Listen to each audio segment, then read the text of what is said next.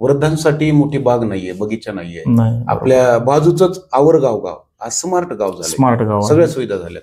पण धारूरकरांना मात्र आणखी बी सुविधेसाठी तडपडावं लागत आहे. स्मार्ट गाव झालंय सर, तिथली एक खासियत आहे, त्यांना एक भक्कम नेतृत्व भेटलंय. वन आर्मी सारखं नेतृत्व आहे. बरोबर. जो निर्णय घेतो तो करतो आहे. अमोलजी जगताप आमचे मित्रच आहेत, त्यांचं एकदम खंबीर नेतृत्व आहे.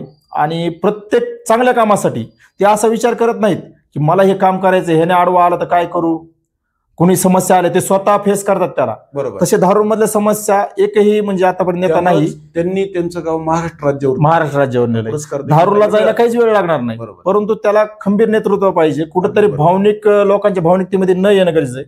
जिथं गावाचा विकास आहे तिथं भावनिकता न बघता गावाच्या विकासाबद्दलच त्यांनी बघायला पाहिजे. मग तिथं हे जवळच आहे किंवा बाबा नाही हे याच्या ओळखीचं आहे, काही नाही. समस्या आहे ना, धारूरच्या विकासाचा विषय आहे. ते विकास तिथं होणं गरजेचं आहे. ज्यावेळेस तुम्ही अशी भूमिका घेताल त्यावेळेस धारूर शहराचा विकास होईल. निश्चितच येणाऱ्या काळामध्ये हा बदल घडेल अशी आपण अपेक्षा करूया. त्याचबरोबर तरुणांनी देखील यामध्ये उतरून एक चांगलं धारूर संघर्ष